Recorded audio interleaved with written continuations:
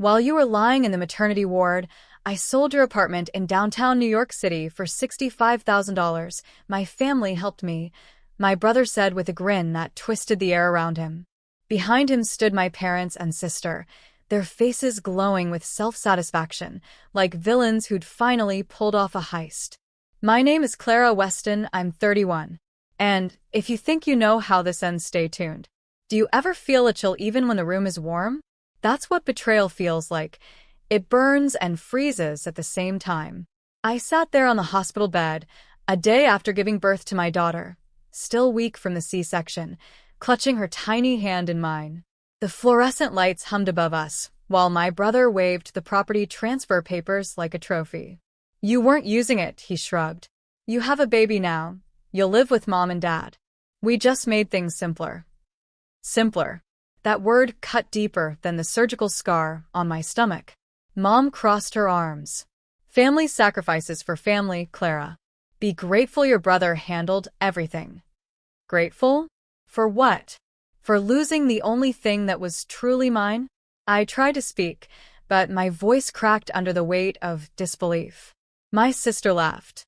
"Oh, come on, don't be dramatic. It's just an apartment. Just an apartment." The apartment I'd saved for years to buy. Working 2 jobs, skipping nights out, cooking instead of ordering in. The place that was supposed to be my daughter's first home. The nurse peeked into the room, sensing tension, but I smiled at her weakly and nodded. Everything inside me wanted to scream, but my daughter stirred, and I swallowed my rage. "Don't worry," I finally said quietly, brushing my baby's cheek. "You've taken your turn. Mine comes next." Mom frowned. "What does that mean?" I smiled. "You'll find out soon enough." They thought I'd collapse, that postpartum exhaustion and grief would swallow my voice.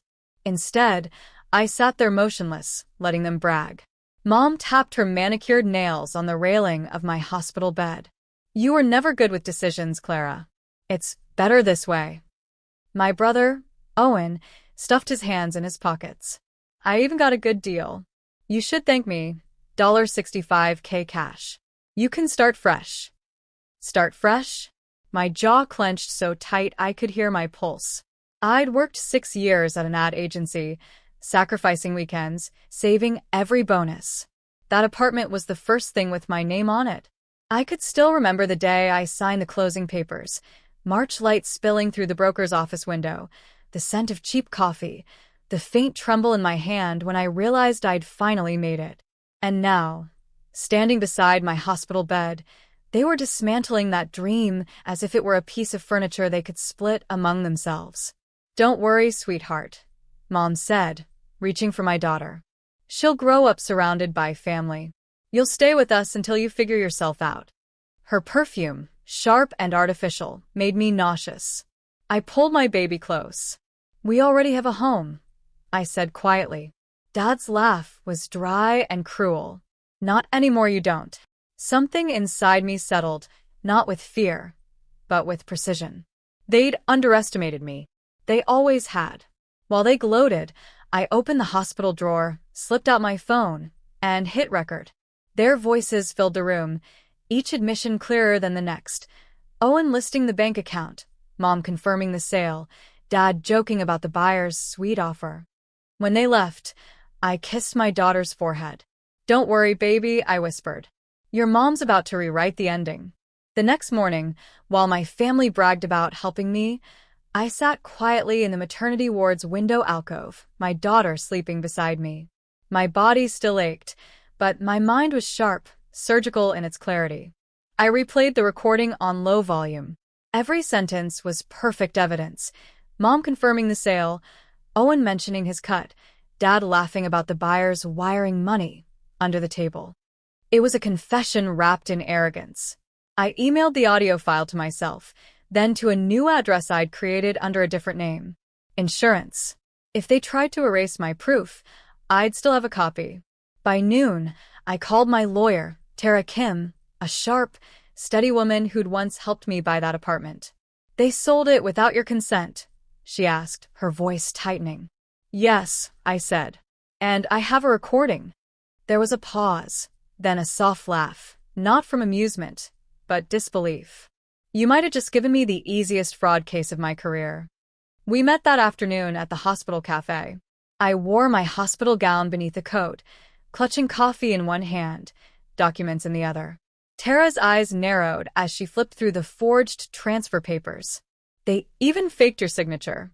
That's felony-level stupidity. I want it all back, I said. You'll get it back, she replied. But we're not going to knock on doors.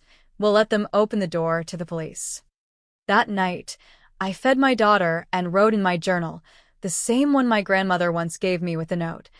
Never stay quiet when truth is on your side. I smiled faintly. Don't worry, Grandma, I whispered. I'm done being quiet. 2 days later, I was discharged. Mom wanted to pick me up, but I told her Ethan, my friend from college, would handle it. They didn't know Ethan was also a licensed investigator who freelanced for Tara's firm. When we pulled up to my parents' house to collect my things, the air outside was syrupy with deceit. My sister opened the door wearing my silk robe, holding a mug that said, Boss Babe. The irony nearly made me laugh. Oh, look who's here, she smirked. Come to apologize? Ethan stayed silent beside me, scanning the living room with calm precision. I caught the faint glint of his body cam under his jacket. I came for my belongings, I said. And for my daughter's things. Mom entered, lips pursed. You can take your clothes. The rest stays. We redecorated already. Redecorated. The word felt like theft wrapped in interior design. As they argued, Ethan leaned close and whispered, they just hung themselves again. Financial intent, property conversion, and moral bankruptcy. We've got what we need. When we left, my father followed us to the driveway. Don't think a lawyer can fix your tantrum, Clara. Family doesn't sue family. I met his eyes. Then you shouldn't have stolen from family. That night, Tara filed an emergency injunction. Within 24 hours, the court froze the funds from the illegal sale and placed a temporary restraining order on any further property movement. My phone rang at dawn. It was Owen. His voice cracked for the first time. You called the cops? Not yet, I said softly. But they'll call you soon. Silence. Then a shaky breath. You wouldn't do this to your own brother. You did it first, I said, and ended the call. By Friday morning, everything was in motion. The state prosecutor had reviewed Tara's filings overnight. The forged deed, the bank transfers, and my recording formed a perfect triangle of evidence. When I woke to feed my daughter, my phone was already buzzing. Tara's message. They're sending a warrant for questioning this afternoon. I sat on the edge of the bed, watching sunlight crawl across the nursery wall. The bassinet beside me glowed softly, my daughter's breathing steady and small. I kissed her forehead. You'll never see me beg the way they taught me to, I whispered. By noon, I was at Tara's office downtown. She slid a folder toward me. They withdrew the $65,000 cash last night. It's traceable. And when the police come? They'll try to blame each other first, she said, leaning back. People who steal together rarely stay united. Outside the window, the hum of New York City felt different now, no longer suffocating, but alive. At exactly 2:37 p.m., my brother called again. Clara, we can fix this, he stammered. Mom said we'll pay you back once we sell Dad's property. Just don't escalate this. Too late, I said. You escalated it when you sold my home while I was recovering from surgery. There was a pounding on the line, someone shouting in the background. Then, faintly, my father's voice. Who's at the door? Through the phone, I heard the muffled echo of chaos, voices overlapping, the sound of footsteps, and then a single phrase that made me close my eyes. Police. Open up. I ended the call, heart steady, hands unshaking. Tara exhaled slowly across from me. They didn't expect you to fight back. No, I said. They expected me to cry. The news broke within hours. 3 family members detained in connection with fraudulent property sale, the local station announced. I watched it from my small apartment, holding my daughter while her lullaby mobile turned slowly above us. The footage showed my father arguing with officers at their doorstep, my mother's hand clutching her pearls, my brother pale and sweating as he was escorted out. My sister stood in the background, frozen, clutching her phone like it might save her. Tara called moments later. They're being questioned separately. Your brother's already blaming your father for organizing everything. Exactly as predicted. I smiled faintly. And Mom? She's pretending she didn't know about the forged documents. Unfortunately for her, your recording says otherwise. For the first time in months, I exhaled without pain. That night, the apartment felt quieter than usual. I fed my daughter while scrolling through an old photo, me and my brother at the Brooklyn Bridge, both grinning, long before greed became his language. Do you remember when family meant something? I murmured to the empty air, then shook my head. No. They never did. By morning, Tara texted again. Judge approved full restitution request. Sale voided. Property title returning to your name within 72 hours. I stared at the message for a long time before whispering, "We're going home." 3 days later, I stood in front of my apartment building, the same place they'd sold for $65,000. The door creaked as I unlocked it, the scent of the old oak floors and faint lavender from my candles greeting me like a heartbeat I'd missed. My daughter cooed softly in my arms. "You see, sweetheart," I said, stepping inside. "Sometimes justice doesn't need to shout. It just arrives right on time." The court finalized the ruling in my favor that Friday. Every dollar from the fraudulent sale was returned, along with penalties and damages. The prosecutor's summary was short and brutal: coordinated familial fraud against a vulnerable party. They called me the vulnerable party. But standing outside the courthouse with my daughter's stroller, I never felt stronger. Reporters tried to ask questions, cameras flashing. I gave one statement, clear and calm. Family should protect you, not profit from your pain. Then I walked away. 2 weeks later, I received a letter from my mother. The envelope smelled faintly of her perfume, sharp and cloying. "Clara," it read, "we didn't mean for it to go so far. Your brother was desperate. Your father didn't think you'd notice. Let's not destroy our family over money." I read it twice, folded it neatly, and slipped it into the trash. There was no anger left, only distance. That night, Ethan stopped by with takeout. "You know," he said, watching my daughter sleep in her crib, "you could start something good out of this mess." I raised an eyebrow. "Like what?" "Financial awareness programs. Help women protect what's theirs. Especially new mothers." I smiled. "You think anyone would listen to me?" He shrugged. "You turned a nightmare into a case study. That's leadership."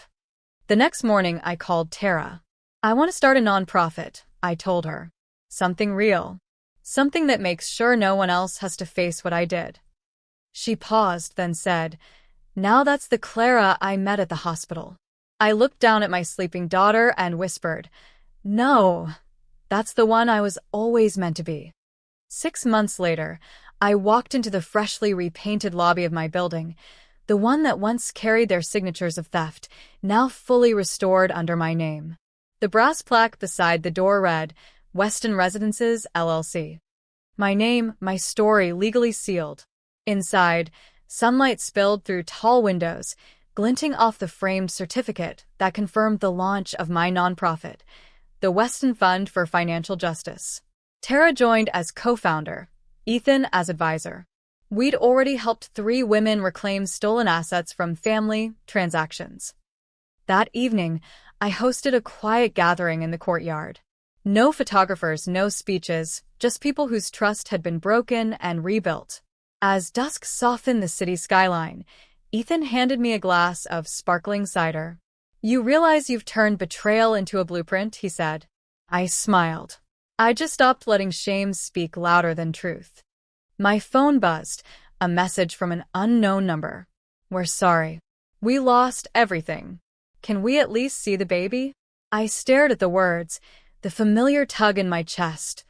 Old loyalty trying to resurrect itself. Then I typed back, "She's safe. And she will never learn love the way you taught it." Block. Silence. Freedom. Later that night, my daughter toddled across the living room floor, her laughter echoing off reclaimed walls. I lifted her into my arms and whispered, "This is ours. No one can sign it away." Out on the balcony, the city hummed like a living heartbeat. For the first time, I didn't need justice to feel whole, because wholeness was already here, breathing in the small, steady rhythm of a child who would never know betrayal. Some stories end with punishment. Mine ended with peace.